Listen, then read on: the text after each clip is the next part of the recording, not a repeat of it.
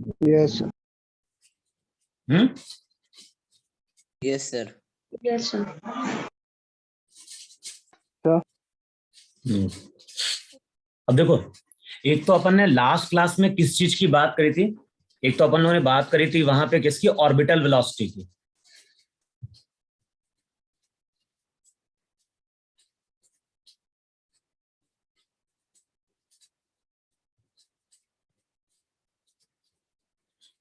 Orbital velocity हमने किसकी calculate करी थी? सैटेलाइट की कैलकुलेट करी थी। तो वहां पे हमने क्या डिफाइन किया था कि अर्थ है या कोई प्लैनेट है और उसके चारों ओर कोई सैटेलाइट है जो कांस्टेंट स्पीड पे मूव कर रहा है। तो याद है ऑर्बिटल वेलोसिटी का फॉर्मूला वी नॉट कितना था? Under root GME by RE plus H. GME upon RE plus H. RE plus M. H वो हाइट थी जिस हाइट पे वो सैटेलाइट क्या कर रहा है? मूव कर रहा था चारों ओर। और यहां पे मैंने बात कही थी अर्थ के लिए, अगर अर्थ की जगह कोई दूसरा प्लैनेट होगा तो वहां पे हम क्या चेंज करेंगे? केवल Mass. इस मास को हम चेंज Mass कर or देंगे radius. और रेडियस को हम वहां पे क्या कर देंगे? चेंज कर देंगे। यही था कि नहीं था? Yes, sir. Yes, sir. अच्छा, इसका मतलब क्या होता है? इसका मतलब होता है कि जैसे मान लो ये अर्थ है ना, और इमेजिन करो कि अर्थ के सरफेस पे टावर है और इस टावर की कुछ हाइट होगी h। अच्छा, इस अर्थ का रेडियस भी है कि नहीं है? Yes, sir. अब हमने क्या किया, अर्थ के सरफेस से किसी बॉल को हॉरिजॉन्टली थ्रो किया। यानी अर्थ के सरफेस पे टावर है या बिल्डिंग है, और हम क्या कर रहे हैं, उस बिल्डिंग से किसी पार्टिकल को हॉरिजॉन्टली प्रोजेक्ट कर रहे हैं। और कितनी वेलोसिटी से प्रोजेक्ट कर रहे हैं? तो उसको हम हॉरिजॉन्टली प्रोजेक्ट कर रहे हैं विथ वेलोसिटी v, और v की वैल्यू मैंने दी है वहां पे GME। तो बिल्डिंग के टॉप से हमने किसी पार्टिकल को कैसे थ्रो किया है? हॉरिजॉन्टली। कितनी वेलोसिटी से थ्रो किया है? बताओ, ये जो वेलोसिटी है ये वेलोसिटी ऑर्बिटल वेलोसिटी के बराबर है कि नहीं? Yes, sir. Yes. अच्छा, इस वेलोसिटी का डायरेक्शन अलोंग द टेंजेंट है कि नहीं है? हाँ, sir. Yes, sir. ये ध्यान रखना है, अगर अर्थ के सरफेस पे कोई बिल्डिंग या टावर है और अगर हम किसी पार्टिकल को इतनी वेलोसिटी से थ्रो करते हैं तो ये पार्टिकल कभी अर्थ पे टकराएगा नहीं, और ये पार्टिकल कंटिन्यूअसली अर्थ के चारों ओर इस सर्कुलर पाथ पे मूव करता रहेगा। और ध्यान है, ये वेलोसिटी स्मॉल नहीं होती है, वेलोसिटी लार्ज होती है। अर्थ का मास कितना होता है ये बताओ मुझे जरा। चेक किया तुम लोगों ने कुछ value? 6 into 10 to the power 24, no? कितना? 6 into 10 to the power 24. 24 kg। और अर्थ का रेडियस देखोगे तो 6400 किलोमीटर, मीटर में जाओगे तो 10 to the power 3। बताओ यही होगा कि नहीं होगा? हाँ, sir. Yes, sir. तो अगर हम वैल्यू पुट करें तो ये वैल्यू स्मॉल नहीं होती है। जनरली जब हम लोग बिल्डिंग के टॉप से पार्टिकल थ्रो करते हैं, पार्टिकल ग्राउंड को हिट करता है कि नहीं हिट करता है? Yes, sir. कई बार ऐसा होता ही नहीं होता है कि हम बिल्डिंग के टॉप से पत्थर को थ्रो करते हैं और पत्थर कुछ टाइम बाद इस तरह से ग्राउंड को हिट कर जाता है। ऐसा कब होता है? क्योंकि हमारी वेलोसिटी स्मॉल होती है। लेकिन बिल्डिंग के टावर से अगर किसी पार्टिकल को इतनी वेलोसिटी से हमें कैसे थ्रो करना है? हॉरिजॉन्टली। तो ये रिजल्ट हमें याद है, हर पॉइंट पे वेलोसिटी अलोंग द टेंजेंट होनी चाहिए कि नहीं होनी चाहिए? अभी रिजल्ट लिखवाया था नहीं लिखवाया था कि जब भी कोई पार्टिकल सर्कुलर पाथ पे चलता है वेलोसिटी हमेशा टेंजेंट के अलोंग होती कि नहीं होती? तो यहां पे भी हमने पार्टिकल को टेंजेंट के अलोंग क्या किया है? थ्रो किया है। अगर हम टेंजेंट के अलोंग थ्रो नहीं करेंगे तब तो ये पार्टिकल सर्कुलर पाथ पे नहीं चलेगा। लेकिन अगर हम टेंजेंशियली पार्टिकल को थ्रो करेंगे इतनी वेलोसिटी से, तो ये पार्टिकल अर्थ के चारों ओर कंटिन्यूअसली क्या होगा? चक्कर लगाता रहेगा फिर वहां पे। इतनी चीज क्लियर हुई? Yes, sir. Yes, sir. अच्छा, ये रिजल्ट याद है कि नहीं याद है तुम लोगों को? मैंने यहां से लेके देखो जरा, ये जो डिस्टेंस था अर्थ का सेंटर और यहां तक, इस डिस्टेंस को हमने आर भी बोला था कि नहीं बोला था? और Yes, वहां पे याद है आर को हमने लिखा था आर ई प्लस एच, यही था कि नहीं था? अच्छा, अब जो ऑर्बिटल वेलोसिटी है उसका हम फॉर्मूला क्या यूज कर लेंगे? ऑर्बिटल वेलोसिटी का फॉर्मूला हो जाएगा under root GME by RE। GME by R. By R। देखो यही है कि नहीं ऑर्बिटल वेलोसिटी? Yes. Yes. दूसरा हम लोगों ने क्या डिस्कस किया था? दूसरा हमने वहां पे डिस्कस किया था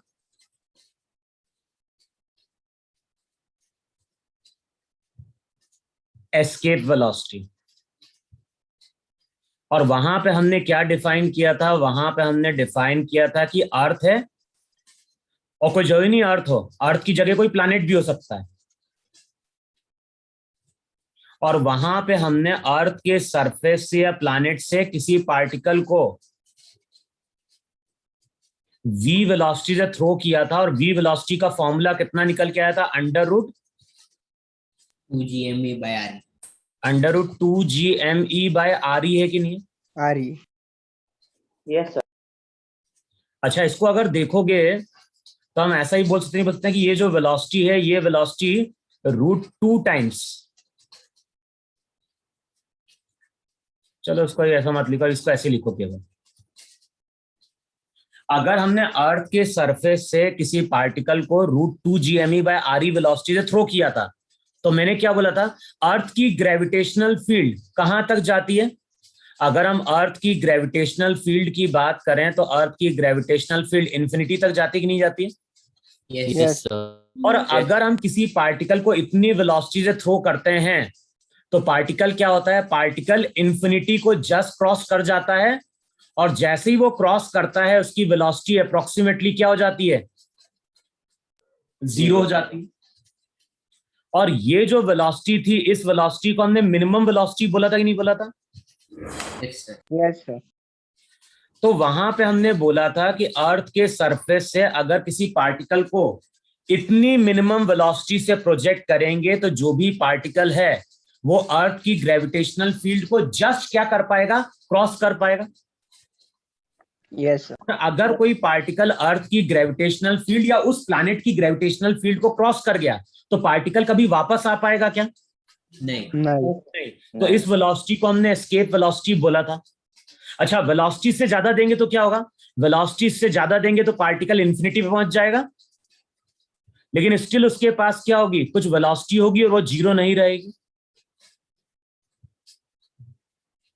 अब इतना समझ में नहीं समझ में? Yes. ज्यादा तेजी से थ्रो करोगे तो पार्टिकल इंफिनिटी को क्रॉस कर जाएगा, लेकिन उसकी वेलोसिटी 0 नहीं होगी।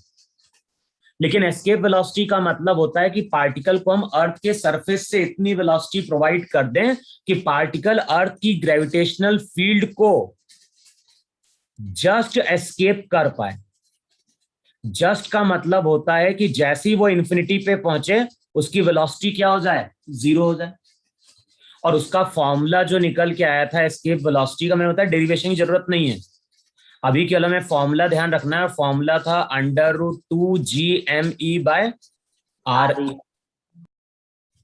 ME अर्थ का मास है, RE अर्थ का रेडियस है। अर्थ की जगह अगर कोई दूसरा प्लैनेट होगा तो वहां पे हम मास को चेंज कर देंगे और रेडियस को चेंज कर देंगे। Yes, sir. Yes, sir. अच्छा, अब एस्केप वेलोसिटी किस पे डिपेंड करती है? एस्केप वेलोसिटी डिपेंड कर रही है किन किन चीजों पे? Mass and radius. एक तो डिपेंड कर रहा है मास ऑफ प्लैनेट पे, And radius of planet.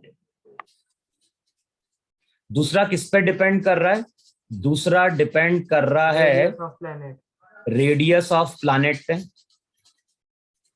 तीसरा ध्यान रखना है, डिपेंड करता है पोजीशन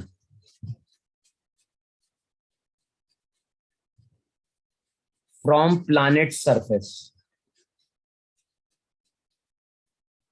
भाई पार्टिकल को हम कितनी हाइट से थ्रो करेंगे वो भी तो डिपेंड करेगा।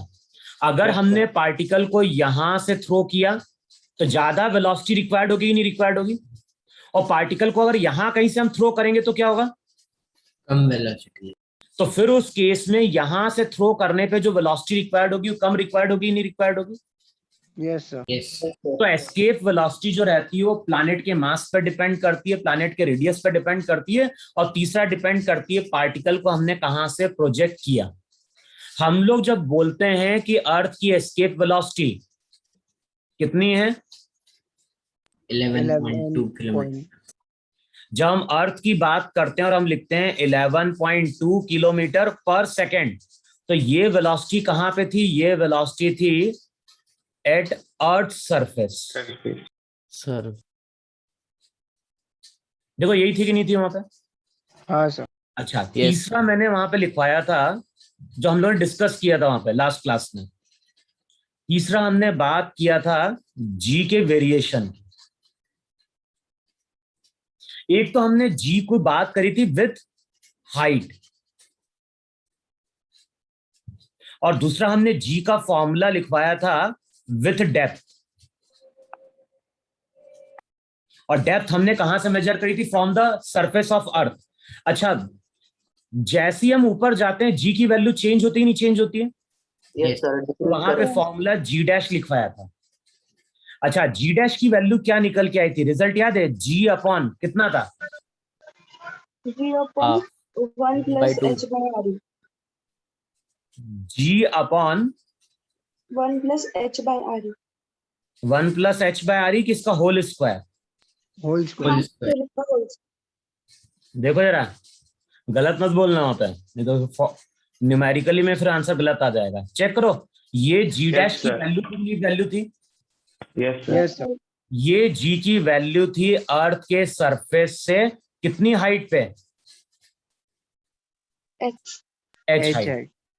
सिमिलरली वहां पे हमने लिखवाया था कि अगर ये अर्थ का सरफेस है और अर्थ के सरफेस से हम कितना नीचे जा रहे हैं? डी नीचे जाते हैं, तो वहां पे याद होगा जी डैश जो था वो कितना था? जी डैश था जी इंटू कितना लिखवाया था डेप्थ के साथ? Whole square. 1 minus d by r e. बताओ यही फॉर्मूला था कि नहीं था वहां पे? Yes, sir. यस अच्छा, वहां पे मैंने ये चीज बोली थी कि नहीं बोली थी कि जैसे ही हम हाइट या डेप्थ के साथ मूव करेंगे तो जी चेंज होगा, और किसी भी बॉडी का जो वेट होता है उसको हम क्या लिखते हैं? उसको हम लिखते हैं m इंटू जी। ये जो वेट का फॉर्मूला होता है वो अर्थ के सरफेस पे होता है कि नहीं होता है? यस अगर हम किसी हाइट पे चले जाएंगे या डेप्थ पे चले जाएंगे तो वेट का जो फॉर्मूला रहेगा वो हो जाएगा m इंटू जी डैश। बताओ ये Yes, बोला था कि नहीं बोला था? यस अब अगर हम हाइट के साथ जाएंगे तो हमारा वेट कम होगा, डेप्थ के साथ जाओगे तब भी वेट क्या होगा? कम होगा कि नहीं कम होगा? यस तो जो भी वेट होता है वो कितना होता है? m इंटू वहां पे क्या होता है? जी डैश होता है। अब जैसे मैं एक एग्जांपल लूं, हम बात करें अर्थ की। बताओ, अर्थ के सरफेस पे हम सरफेस की बात कर रहे हैं अभी। अर्थ के सरफेस पे एक्सेलरेशन ड्यू टू ग्रेविटी कितना होता है? 9.8 मीटर पर सेकेंड स्क्वायर होता है कि नहीं होता है? Yes yes, sir. और अर्थ के सरफेस पे अगर कोई ऑब्जेक्ट होगा, वेट को अभी W से डिनोट करो, इसको ऐसा लिख दो वहां पे WE। तो WE क्या रिप्रेजेंट कर रहा है? किसी ऑब्जेक्ट का weight at the surface of earth. और बताओ उसकी वैल्यू m इंटू जी होगी कि नहीं होगी? यस अब मान लो हम बात कर रहे हैं मून की। मान लो कोई पर्सन अर्थ पे है और वो कुछ टाइम बाद मून पे चला गया। मून पे अगर जाओगे तो हम बात कर रहे हैं सरफेस की। अच्छा, जी का फॉर्मूला याद है कि नहीं याद है? जब भी हम acceleration due to gravity calculate करते हैं सरफेस पे तो उसका formula GME by r e square आता है कि नहीं आता है? Yes. अच्छा, अगर हमें मून का मास मालूम है, मून का क्या मालूम है? रेडियस मालूम है, तो हम जी की वैल्यू कैलकुलेट कर सकते हैं, नहीं कैलकुलेट कर सकते हैं किस पे, मून पे। और जब हम सबकी वैल्यू न्यूमेरिकली पुट करते हैं तो अर्थ के सरफेस पे जो जी की वैल्यू आती है, सॉरी, मून के सरफेस पे जो जी की वैल्यू आती है वो अर्थ के सरफेस की 1/6 होती है। हाँ अभी हमें डाटा से मतलब नहीं है। अब बुक में अगर देखोगे तो बुक में मून का मास दिया होगा, मून का रेडियस दिया होगा, तो कैलकुलेट कर लोगे वहां पे। Yes, sir. Yes sir. Earth का मास जो था, मून का मास देख लेना वहां पे। तो जब सबकी वैल्यू पुट करते हैं तो मून के सरफेस पे एक्सेलरेशन ड्यू टू ग्रेविटी अर्थ का 1/6 हो जाता है। तो बताओ वेट का क्या होगा? 1/6 हो जाएगा। अगर हम मून पे अगर वेट कैलकुलेट करेंगे तो वो m इंटू, और ये हो जाएगा mg/6। तो रिजल्ट क्या निकल के आता है, किसी भी ऑब्जेक्ट का जो वेट रहता है मून पे वो किसके बराबर होता है, अर्थ के वेट का 1/6 होता है कि नहीं होता है वहां पे। Yes. लिखो, इसमें क्वेश्चन लिखो यार वहां पे, लिखो वहां पे मास ऑफ एन ऑब्जेक्ट। ये समझ में आ गया? इसको लिखवाने की जरूरत तो नहीं है ना जो मैंने बोला है। नहीं सर। अर्थ के सरफेस पे जो हमारा वेट रहेगा, अगर हम मून पे जाएंगे तो हमारा वेट 1/6 क्या होगा, कम हो जाएगा वहां पे, या 1/6 हो जाएगा हमारा, 1/6 हो जाएगा। 1/6 है ना। अब लिखो वहां पे mass of an object is 12 kg। तो एक ऑब्जेक्ट है जिसका मास कितना दिया हुआ है, एक ऑब्जेक्ट है जिसका मास दिया हुआ है 12 kg। अब देखो कैलकुलेट क्या करना है, calculate its weight on earth and moon. तो बताना है इसका वेट अर्थ पे कितना होगा और इसका वेट मून पे कितना होगा। तो अर्थ पे अगर वेट कैलकुलेट करना है तो वो m इंटू जी होगा कि नहीं होगा। जी की वैल्यू 10 ले लो, 120 न्यूटन होगा। और Yes, अगर sir. हमें मून पे कैलकुलेट करना है 20/6 तो इसका हम 1/6 कर दें, तो 1/6 20 करोगे तो वो 20 न्यूटन होगा कि नहीं होगा। 20. Yes sir. 9.8 लेके करोगे तो वहां से भी आ जाएगा, कितना हो जाएगा 9.8 लोगे तो कर लोगे ना 9.8 लेके। 1.6 न्यूटन। यस सर, कर लेंगे। देखो नेक्स्ट क्वेश्चन Yes. लिखो वहां पे, लिखो वहां पे a man weighs 600 newton on the earth. A man weighs 600 newton, और न्यूटन दिया है, इसका मतलब है कि वो हमेशा क्या है, वेट है, मास नहीं है। Yes sir. केजी दिया होता तो मास होता कि नहीं होता। Yes, sir. यस तो लिखो वहां पे a man weighs 600 newton on the earth. पहला लिखो वहां पे what is his mass, g लेना है 10। फिर लिखो वहां पे ऑन द 50 मून। किलोग्राम। अरे क्वेश्चन आगे लिखो यहाँ पे, पहला पार्ट क्या बोल रहा है, what is his mass if g is 10 metre per second square. फिर आगे क्या बोल रहा है, on the moon his weight is 100 newton. On the moon his weight is 100 newton. What is the acceleration due to gravity on moon?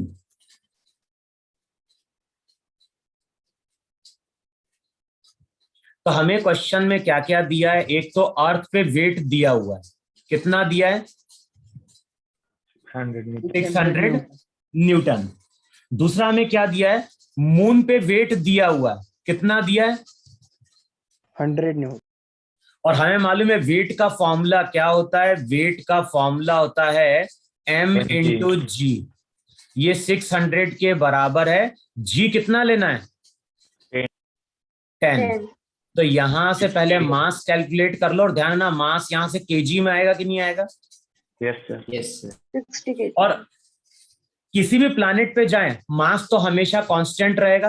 अब बताओ wait जो moon पे रहेगा उसका फॉर्मूला क्या हो जाएगा? उसका फॉर्मूला हो जाएगा m into g at the surface of moon. Earth पे वेट कितना है? 100 by 60. मास कितना? 60 into acceleration due to gravity on moon surface 1.5 का 10/6 और ये आएगा किसमें? मीटर 10. पर सेकेंड स्क्वायर में। क्या बोल रहे हो? अबे सिंपली g/6 ही है ना। क्या? अबे 10 कहां से आएगा? मून पे वेट 100 है और 100 डिवाइडेड बाय 60 कितना हो गया? 10/6। 10/6. अभी तो लिखा है g/6 के बराबर होगा कि नहीं होगा? Yes, sir. g 10 है ना। Yes, sir. लिखो नेक्स्ट क्वेश्चन, लिखो वहां पे। अब इस क्वेश्चन में तुम्हें कैलकुलेशन करना है।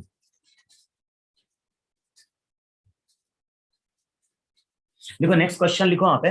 अ particle weighs 120 newton. A particle weighs 120 newton. Newton लिखा है, इसका मतलब है कि ये मास नहीं है, ये बॉडी का वेट है।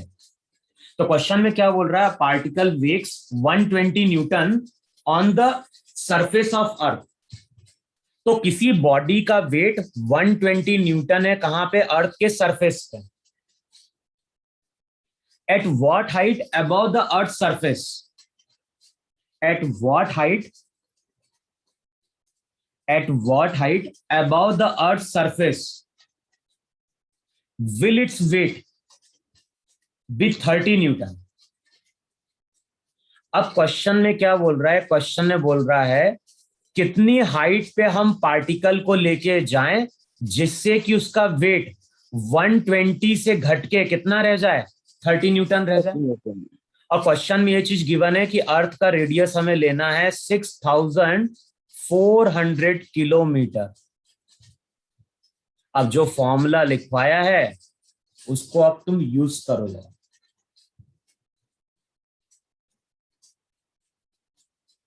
सर सरफेस पे जी 10 लेके 9.8। 10 लो।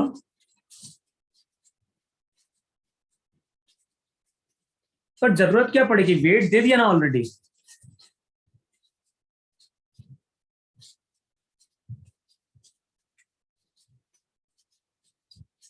सबसे पहले हमें क्या करना है? सबसे पहले हमें हाइट का फॉर्मूला लिखना है। बताओ जी डैश हाइट के साथ वेरी करता ही नहीं वेरी करता? फॉर्मूला तुमने क्या लिखा है? G upon 1 plus h. h by r e. ये कि नहीं है जी डैश? जी का variation. Yes, sir. Yes, sir. अच्छा, अब दोनों साइड मास से मल्टीप्लाई कर दो। बताओ दोनों साइड मास से मल्टीप्लाई करोगे तो ये क्या बता रहा है? ये वेट बता रहा है कि नहीं बता रहा है बॉडी का? Yes. लेकिन ये Yes, कौन sir. सा वेट बता रहा है? ओरिजिनल वेट या new weight? New weight. New weight. तो इसकी वैल्यू 30 है कि नहीं है? m into g original weight है, वो 120 है कि नहीं है? Yes, sir. Upon 1 plus h by r e का होल स्क्वायर। अब बता, इसको क्रॉस मल्टीप्लाई करोगे तो रिजल्ट तुम्हारा क्या बन जाएगा? रिजल्ट बन जाएगा 1 plus H upon are e का होल स्क्वायर। और बताओ ये 120/30 दैट इज 4 आया कि नहीं है? Yes. Yes, sir. अब क्या करोगे? स्क्वायर हटाओगे, अंडर रूट लगाओगे दोनों साइड। दोनों साइड अंडर रूट लगाओगे तो 1 plus h by r e Equals to 2. 2 के बराबर होगा कि नहीं होगा? ऐसा लिखो, नहीं दोनों साइड अंडर रूट ले लो। Yes. H is equal to R है। अब अगले स्टेप में क्या होगा? इसको और सॉल्व कर दो जरा। इसको H is और equal to सॉल्व R. करोगे तो h अपॉन आर ई किसके बराबर? 2 minus 1 1. 1. तो h किसके बराबर आ गया? RE radius of Earth. इसका मतलब है कि जो भी पार्टिकल है, जो भी पार्टिकल है उसको हमें अर्थ के सरफेस से कितनी हाइट पे लेके जाना पड़ेगा? RE. अगर हम अर्थ के सरफेस से पार्टिकल को आरी हाइट पे लेके जाएंगे तो उसका वेट 120 से घट के कितना हो जाएगा, 30 रह जाएगा। Yes. बताओ इतना समझ में है नहीं समझ में? Yes. हाँ Yes, sir. देखो नेक्स्ट क्वेश्चन लिखो रहा, अब तुम लोगों को कैलकुलेट करना है। पहला क्वेश्चन लिखो वहां पे, what will be the weight of an object, what will be the weight of an object of mass 175 kg.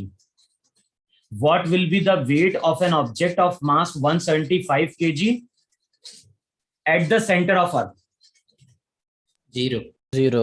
What will be Of the mass. weight Zero. of an object of mass 175 kg at the center of Earth? 0. तो question में क्या बोल रहा है? Question में बोल रहा है कि हमारे पास एक ऑब्जेक्ट है, मास कितना दिया इसका? 175 kg। मास हमेशा कांस्टेंट रहता है और वहां पे लिखवाई थी जी की वैल्यू अर्थ के सेंटर पे 0 हो जाती नहीं हो जाती? Yes, sir. Yes, तो sir. जो भी वेट रहेगा एट द सेंटर वो m इंटू जी डैश 0 होगा कि नहीं होगा? Yes, sir. लिखो नेक्स्ट क्वेश्चन लिखो,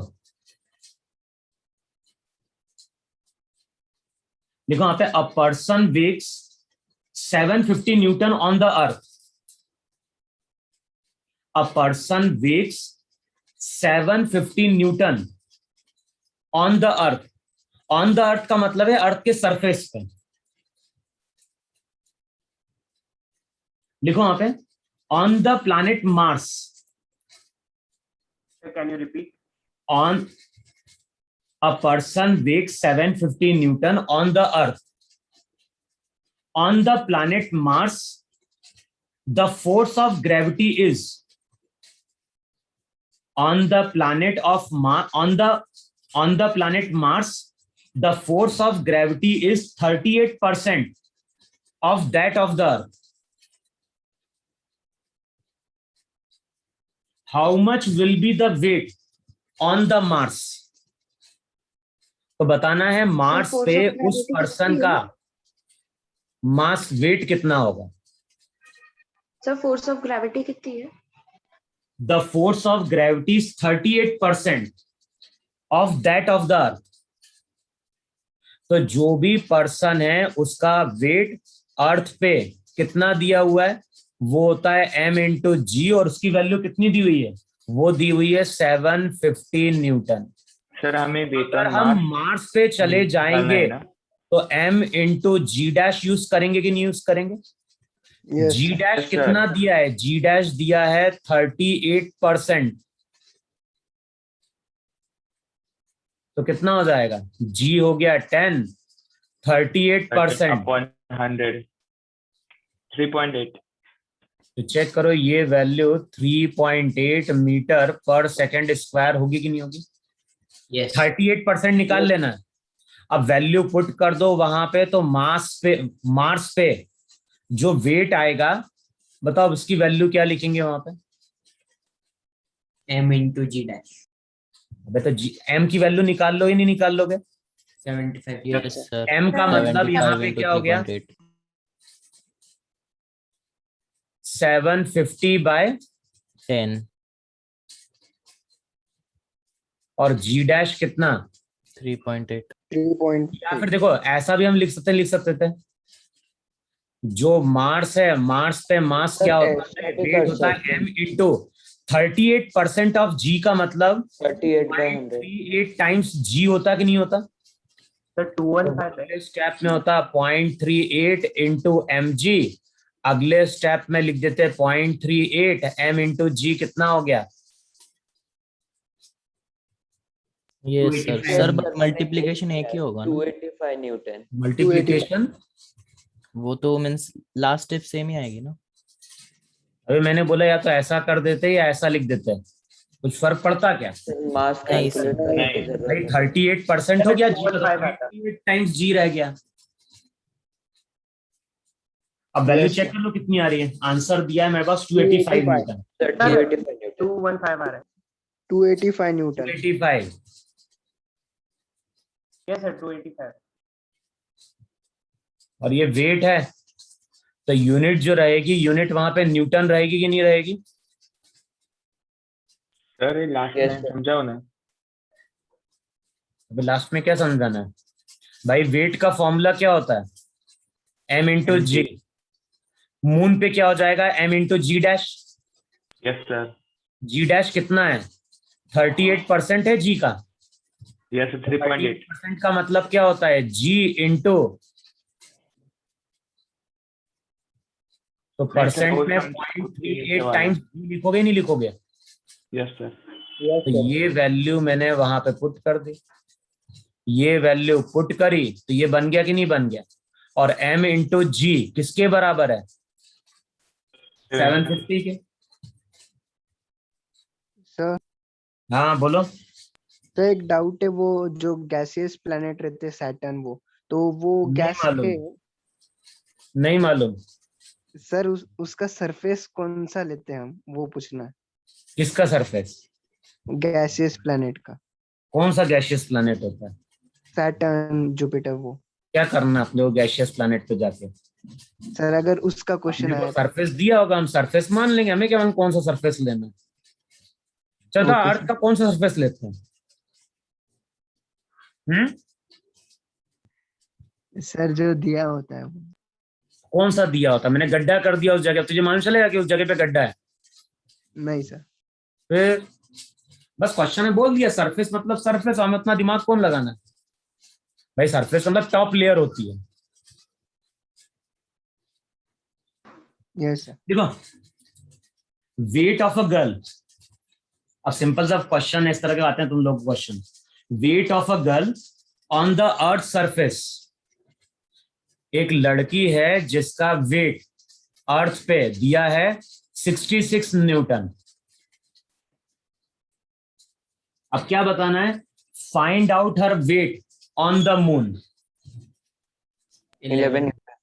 11 तो न्यूटन। मून पे जो वेट होता है वो 1/6 होता है कि नहीं होता है? Yes sir. 1/6 का Yes. मतलब क्या हो गया? 11 न्यूटन वहां पे। और देखोगे इस तरह के क्वेश्चन तुम लोगों को मॉडल में थे कि नहीं थे?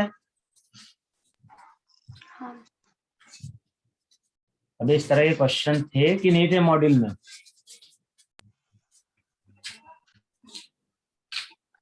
Yes sir. तो 9th के मॉड्यूल में ग्रेविटेशन के साथ फ्लूइड भी है। फ्लूइड भी दिया है क्या? 10th में दिया है क्या फ्लूइड? नहीं दिया ना 10th में? नहीं सर, उसमें एंगल ऑफ बैंकिंग दिया है। अरे एंगल ऑफ देंगे अगले टाइम पे, दोनों क्लास सेपरेट कर देंगे। 9th में स्टार्ट होगा वर्क पर एनर्जी और 10th में स्टार्ट होगा तुम्हारा क्या है? Circular motion. Yes sir. आया कि नहीं समझ में क्या बोल रहा हूं मैं? यस। चलिए एक क्वेश्चन और करके देख लेते हैं, फिर आगे बढ़ते हैं। क्वेश्चन में क्या बोल रहा है? What height above the surface of the earth, what height above the surface of earth the value of g becomes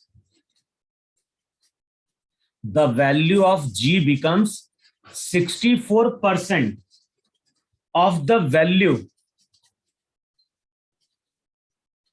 What height above the surface of the earth the value of g becomes 64% of its value at the surface of earth. तो g की जो value अर्थ के surface पे है उसका 64% केवल बचा।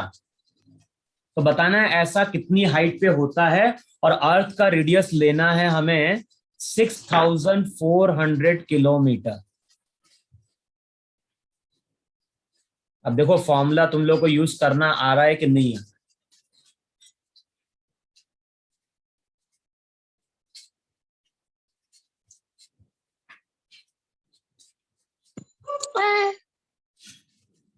और इस तरह के क्वेश्चन तुम्हें मिलेंगे मॉड्यूल में।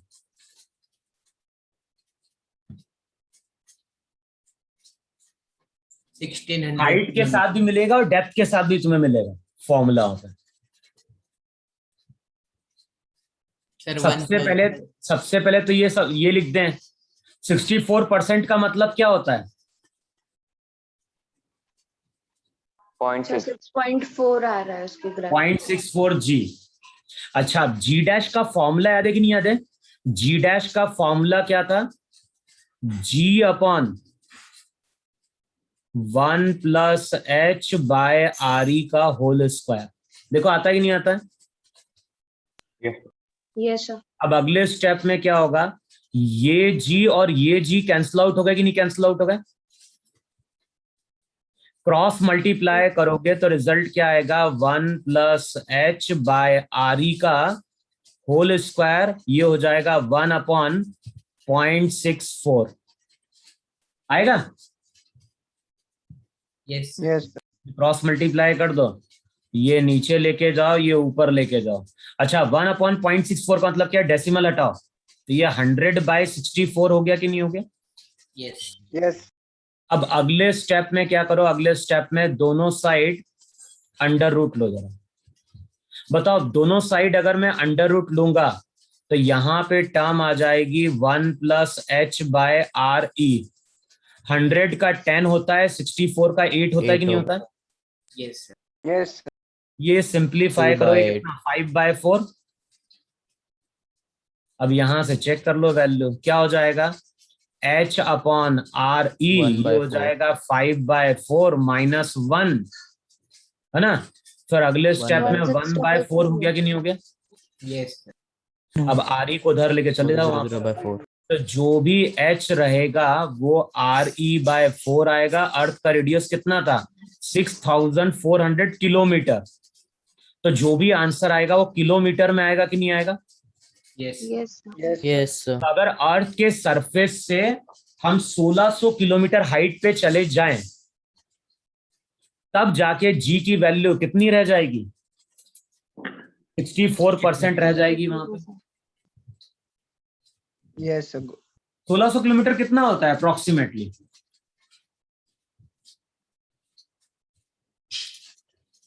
यहां से कितना? शिमला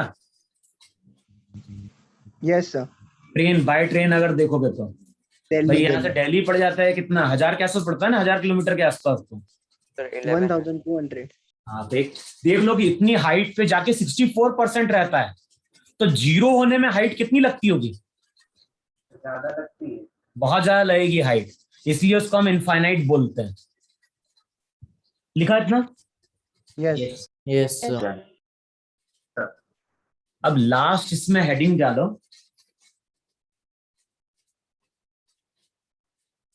उसमें तो अपन लोग प्रूफ भी देखते हैं एक्चुअली। किसमें? क्लास 11 में। तो अभी तो केवल लिखो थ्योरी वहां पे, कैपलर्स लॉ। तो नेक्स्ट हेडिंग डालो वहां पे,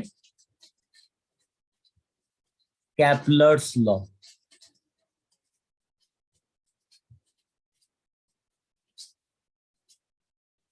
अब बेसिकली कैपलर्स के 3 लॉ थे। अब यहां पे क्या शो करो सबसे पहले, ये तो हो गया तुम्हारा अर्थ, या लिखो ये सन हो गया।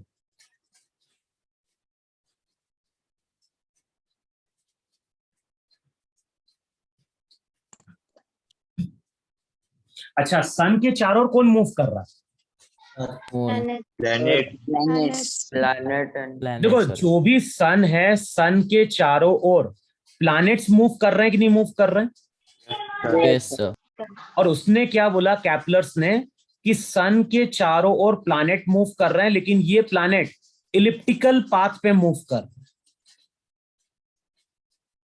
इनका Yes. पाथ इलिप्स के समान है। इलिप्स का मतलब जैसे अंडा होता ही नहीं होता है, यस सर। ये जो एग रहता है उसको भी अप्रोक्सीमेटली हम इलिप्टिकल शेप मानते कि नहीं मानते?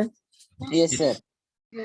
तो जो फर्स्ट लॉ था कैपलर्स का वो यही था कि जितने भी प्लैनेट्स हैं ये सभी प्लैनेट्स अर्थ के चारों ओर मूव करते हैं। किस पाथ पे? तो इनका जो पाथ है वो पाथ इलिप्टिकल है। पहले मैं एक्सप्लेन करता हूं, फिर अपन पॉइंट्स लिखते हैं उसको ना। तो जितने भी प्लैनेट्स हैं ये सभी प्लैनेट्स अर्थ के चारों ओर किस पाथ पे चल रहे हैं? जितने ही प्लैनेट्स हैं सन के चारों ओर मूव कर रहे हैं किस पाथ पे?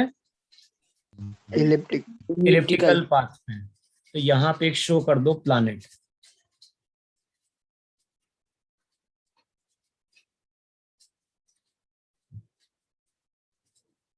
तो ये हो गया प्लैनेट। अच्छा, अब होता क्या है, अगर तुम लोग हायर क्लास में पढ़ोगे कि इस तरह की ज्योमेट्री इलिप्स होती है, और इलिप्स में हम बात करते हैं फोकस की, एक पॉइंट होता है। अब तुम्हें इतना डिटेल में तो मालूम नहीं होगा, केवल इतना लिख लेना कि प्लैनेट्स जो रहता है वो सन के चारों ओर इलिप्टिकल पाथ में मूव करता है, और सन जो रहता है वो इस इलिप्स का फोकस होता है। अब फोकस क्या होता है वो तुम लोग पढ़ोगे हायर क्लास में, इलिप्स का फोकस क्या होता है। इलिप्स के जनरली दो फोकस होते हैं, तो अभी अपने को उतने डिटेल में नहीं जाना, अपने को इतना पकड़ना है कि प्लैनेट जो है वो सन के चारों ओर, जो भी प्लैनेट्स है वो सन के चारों ओर इलिप्टिकल पाथ पे मूव कर रहा है, और सन जो है वो उस इलिप्स का क्या है, एक फोकस है। सर फोकस और सेंटर में क्या अंतर है? क्या फोकस एंड सेंटर में क्या डिफरेंस? भाई पढ़ते हो तुम 12th क्लास में इलिप्स, अभी 9th में क्या समझा है? अभी तो तुम्हें सर्कल की डेफिनेशन भी नहीं मालूम। फिर देखो, जब ये प्लैनेट सन के चारों इलिप्टिकल पाथ पे मूव करता है तो एक पॉइंट ऐसा आता है जब इसका डिस्टेंस अर्थ से बहुत दूर होता है, और एक टाइम ऐसा आता है जब वो सन के क्या होता है, बहुत क्लोज होता है। तो ये जो पॉइंट है, ये जो डिस्टेंस ये फर्देस्ट है,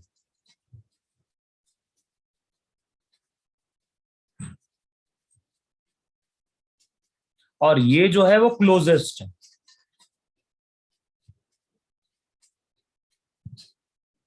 अच्छा, तुम लोगों ने वर्ड सुना है apogee and perigee? Yes sir. ये सुना है। अबे सुना है कि नहीं सुना है तुम लोगों ने? यस सर, एपोजी और सुना। पेरिगी। ज्योग्राफी में सुना है, ज्योग्राफी में। हम्म यस सर, सुना है ज्योग्राफी। ज्योग्राफी में सुना एपोजी है। का मतलब क्या होता है?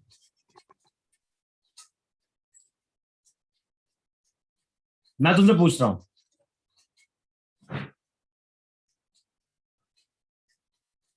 तो तुमने नाम तो सुना है ना, तुम लोग बोल रहे हो? Closest distance. हाँ,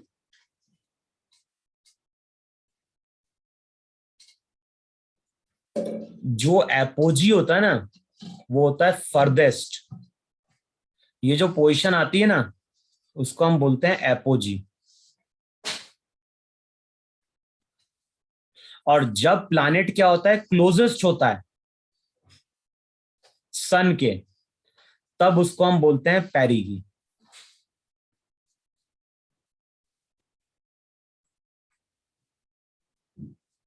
नहीं पढ़ा क्या तुम लोगों ने वर्ड? कभी सुना नहीं किया ये सब तुम लोगों ने? नहीं एपोजी एंड मैं पेरिगी। पेरिहीलियन और एपिहीलियन। पेरिहीलियन सुना है। हाँ, एपिहीलियन पेरिहीलियन। सर जो क्या बोल रहा है? स्पेस के मिशंस रहते उसमें भी बोलते हैं ये पॉइंट्स। एपोजी का मतलब होता है फर्देस्ट डिस्टेंस, और पेरिगी का मतलब क्या होता है, जब वो सबसे क्लोज होता है। इतना क्लियर हुआ?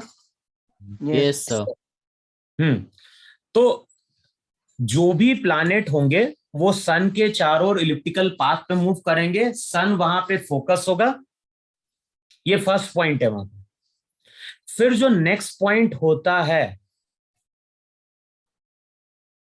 या फर्स्ट पॉइंट लिख लो वहां पे, लिख लो वहां पे, it states that,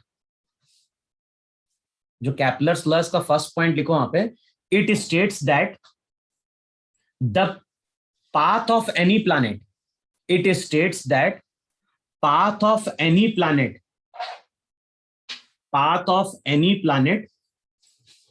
in an orbit around the sun, it states that the path of any planet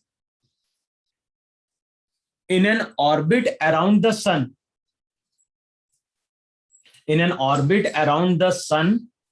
follows the shape of an ellipse. आगे गए। अब it states that the path of any planet in an orbit around the sun follows the shape of an ellipse with the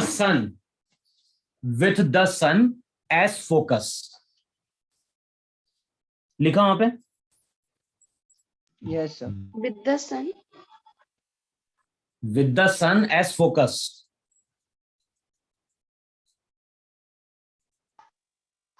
लिखा है इतना? Yes. हाँ sir. Yes, sir. अच्छा, अब next point लिखो वहां पे, जो भी प्लैनेट है ये एक चक्कर लगाता ही नहीं लगाता है? जैसे अर्थ की बात करें, अर्थ सन के चारों ओर एक चक्कर लगाती है कितने टाइम में? 365 1 year. 5 days. 365 डेज ना? Yes, sir. 365.25 डेज. यही है कि नहीं है? Yes, yes, हाँ sir. सर. तो नेक्स्ट पॉइंट क्या बोलता है कि जो भी टाइम पीरियड होता है वन कंप्लीट रिवोल्यूशन का, उसका जो स्क्वायर होता है वो directly proportional to r cube होता है. तो नेक्स्ट पॉइंट लिखो वहां पे, it states that the cube of, अब मैं वहां पे बताऊंगा आर होता क्या है. अच्छा, वैसे हम लोग आर का मतलब क्या समझते हैं? सर्कल का रेडियस. Radius. Yes, sir. ये तो यहाँ पे सर्कल का रेडियस बनेगा क्या? नहीं नहीं. नहीं, ये तो इलिप्स है.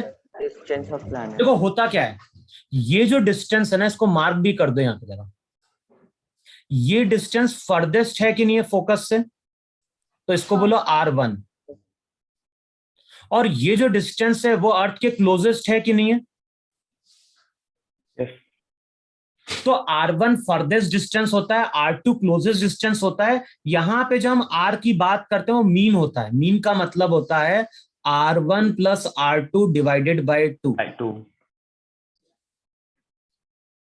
तो R जो है, R वहां पे क्या है? मीन रेडियस है. तो लिखो वहां पे, it states that the cube of mean distance,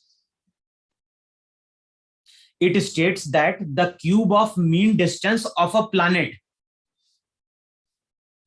r जो है, r रेडियस नहीं है, r वहां पे क्या है? r है mean distance.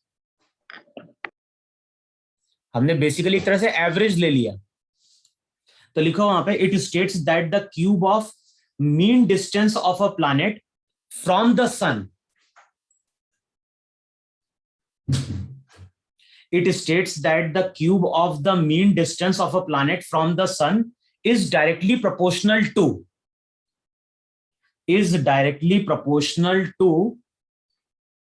the square, is directly proportional to the square of its orbital period t, is directly proportional to square of, is directly proportional to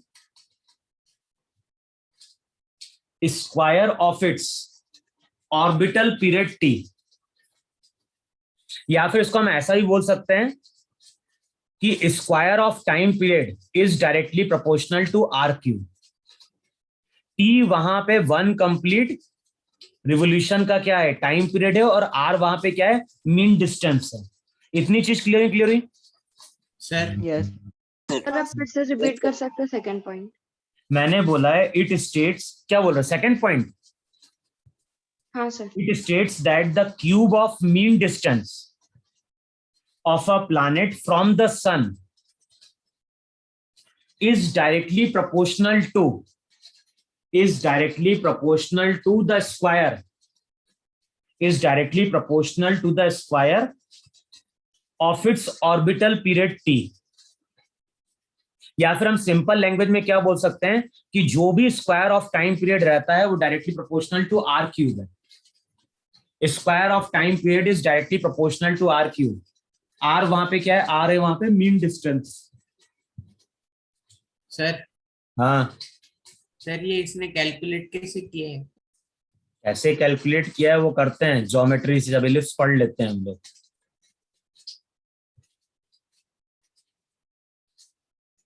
फिर देखो नेक्स्ट डायग्राम ड्रॉ करो जरा वहां पे.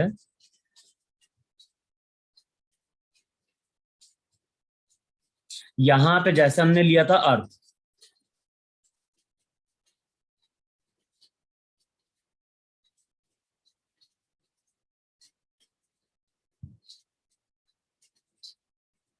क्या हो गया?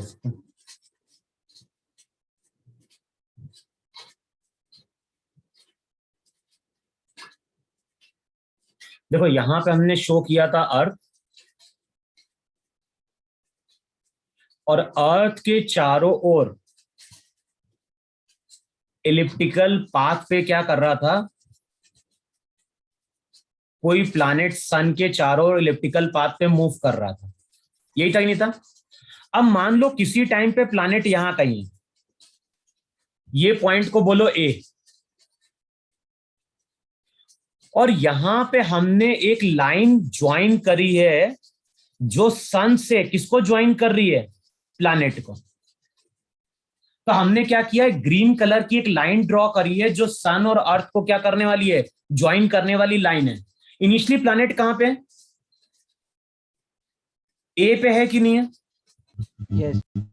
अच्छा मान लो टी टाइम हो चुका है, अब मैं बोल रहा हूं यहां पे टी टाइम हो चुका है। बताओ टी टाइम अगर हो चुका होगा तो ये जो प्लैनेट रहेगा ए, वो यहां से मूव करके यहां कहीं पहुंच गया होगा या नहीं पहुंच गया होगा? हाँ सर। यानी ए से मूव करके वो बी पे आ गया कि नहीं आ गया? इस तरह से वो मूव करा कि नहीं मूव किया टी टाइम पे? यस। अच्छा टी टाइम बाद अगर देखोगे तो अर्थ को सन से प्लैनेट को ज्वाइन करने वाली लाइन ये होगी कि नहीं होगी? यस। Yes sir.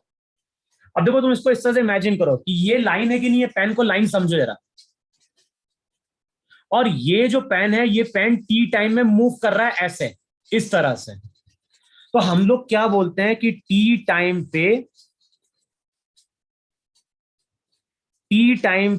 जब ये प्लैनेट ए से बी आया तो बताओ इसने इतना एरिया स्वीप किया कि नहीं किया? स्वीप का मतलब कवर करना। यस। मुझे झाड़ू लगाते ही नहीं लगाते हैं अपन? अरे लगाते हो कि नहीं लगाते हो, कि लगाओगे बाद में 12वीं के बाद? लगाते लगाते हो क्या तुम झाड़ू? थोड़ा बहुत। यस। हाँ। पढ़ोगे नहीं तो परमानेंट लगाना पड़ेगा। Yes sir. तो मैंने क्या बोला, इसको इमेजिन करो इस तरह की पेन है, और पेन को हमने टी टाइम में ऐसा रोटेट करा दिया, तो जब ये पेन मूव करेगा तो ये कुछ ऐसे एरिया को स्वीप करता हुआ जाएगा कि नहीं जाएगा? Yes sir. यस। तो ये जो एरिया इसने कवर किया, इस एरिया को हम A1 बोलते हैं, या इस एरिया को तुम ए, मैंने ऑलरेडी ले लिया डायग्राम में, इसको A' बोलो। A' क्या है, वो एरिया है जो इस लाइन ने क्या किया है, स्वीप किया है।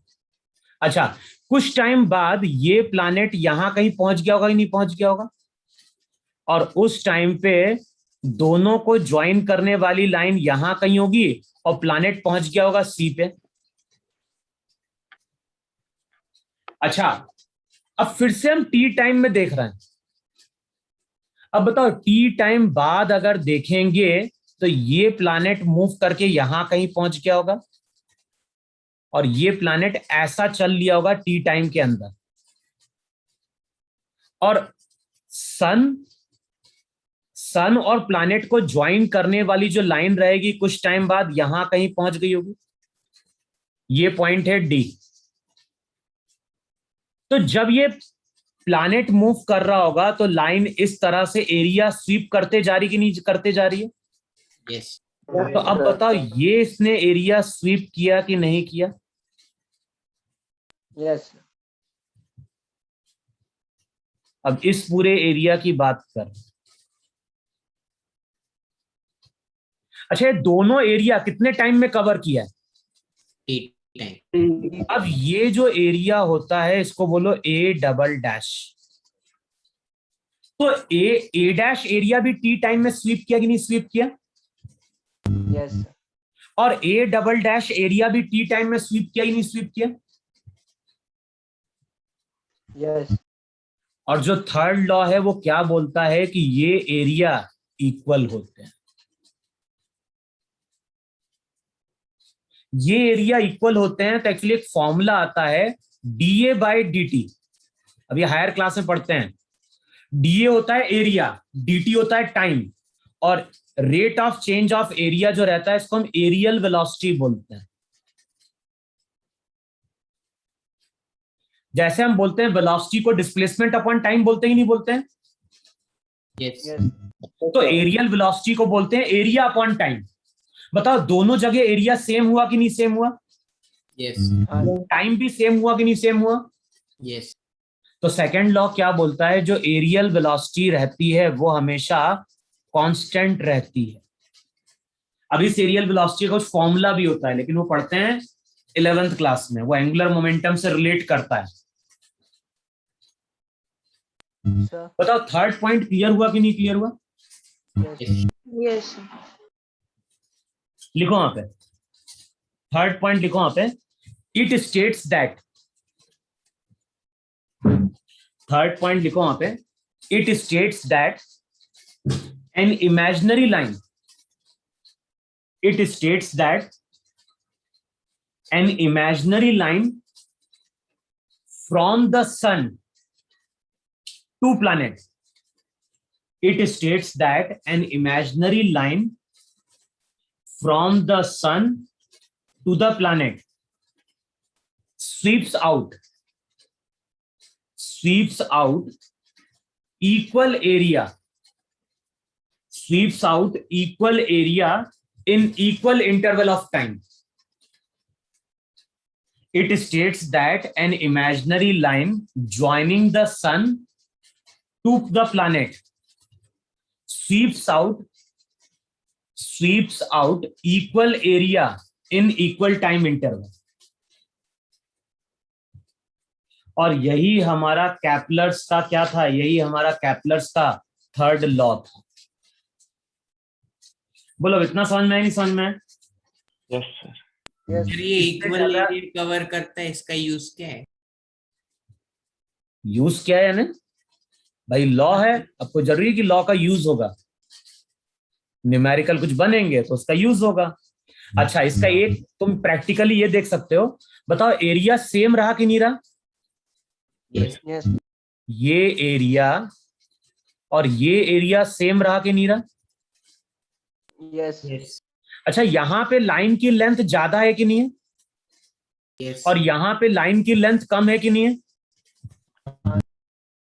तो इसका मतलब है कि इस रीजन में वो फास्ट चलेगा कि नहीं चलेगा? यस सर भाई ये डिस्टेंस छोटा है लेकिन एरिया को इक्वल रखने के लिए उसको तेजी से चलना पड़ेगा नहीं चलना पड़ेगा? यस और यहां पे डिस्टेंस ज्यादा है तो एरिया को इक्वल रखने के लिए वहां पे थोड़ा स्लो चलेगा कि नहीं चलेगा? समझ में आया नहीं समझ में आया? इसका मतलब है कि हम ये बोल सकते हैं कि जब कोई प्लैनेट एपोजी पे होता है तो उसकी स्पीड कम होती है और जब वो पेरिगी पे पहुंचता है तो वो क्या होता है? फास्ट चलता है। इसका मतलब है कि अर्थ जब सन के क्लोज आएगा तो उसकी स्पीड ज्यादा होगी और जब अर्थ सन से दूर होगा तो उसकी स्पीड क्या होगी? कम होगी, वो स्लो चल रहा होगा। सर तो उस वक्त सीजन कौन सा होता है? क्या हो गया? सीजन कौन सा होता है फिर? मुझे क्या मालूम, ज्योग्राफी मैंने पढ़ी थी तुम्हारे समान थर्ड फोर्थ फिफ्थ सिक्स्थ में। अब तो कितने साल हो गए? 25-30 साल हो गए। अब वो तुम्हें देखना है ज्योग्राफी में क्या होता है। सर एक क्वेश्चन है। मैंने कल इतना बता दिया कि एरिया को इक्वल रखने के लिए क्या होगा? जहां पे डिस्टेंस ज्यादा होगा वहां पे स्लो चलेगा और जहां पे डिस्टेंस कम है तो ज्यादा तेज चलेगा, तभी वो जाके एरिया को इक्वल कर पाएगा।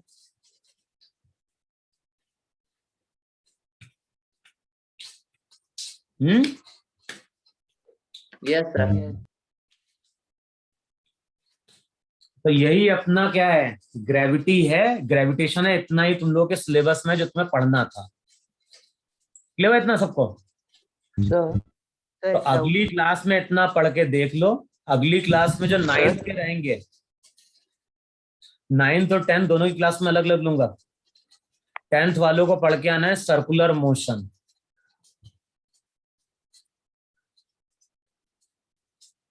है ना? और यहां पे अपन स्टार्ट करेंगे वर्क।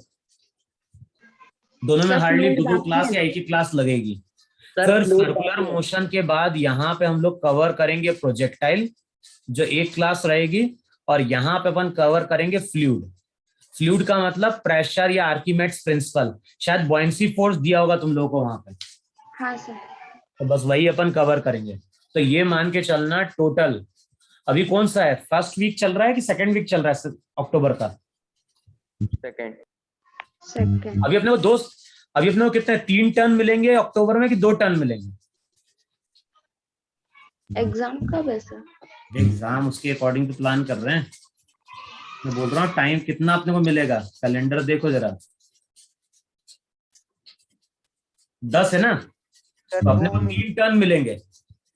तो ये मान के चलना कि 3 टर्न में यहाँ पे 2 क्लास में वर्क होगा, 1 क्लास में फ्लूइड, यहाँ पे 2 क्लास में सर्कुलर और 1 क्लास में प्रोजेक्टाइल। ध्यान दिला देना, वर्क और एनर्जी की इंट्रोडक्शन की पास रिकॉर्डिंग है तो वो मैं आज भेज दूंगा, और प्रोजेक्टाइल की भी रिकॉर्डिंग है तो हम प्रोजेक्टाइल पढ़ेंगे तो भेज देंगे वहां पे। सर्कुलर मोशन की है रिकॉर्डिंग, लेकिन वो बेसिकली 11th के अकॉर्डिंग है, वो तुम लोगों को इतनी समझ में नहीं आएगी। ठीक है, फ्लूइड की भी है रिकॉर्डिंग, पर देखते हैं अपन। लेकिन वर्क की मैं रिकॉर्डिंग भेजूंगा, तो अगली क्लास में वर्क सबको देख के आना है, 9th वालों को, और 10th वालों को सर्कुलर मोशन पढ़ के आना है, जिसको अपन क्या कर रहे होंगे, स्टार्ट कर रहे होंगे वहां। ठीक है, अब कुछ लोगों के 9th में होगा ग्रेविटेशन, कुछ के 10th में होगा। स्कूल में कब है? Sir CB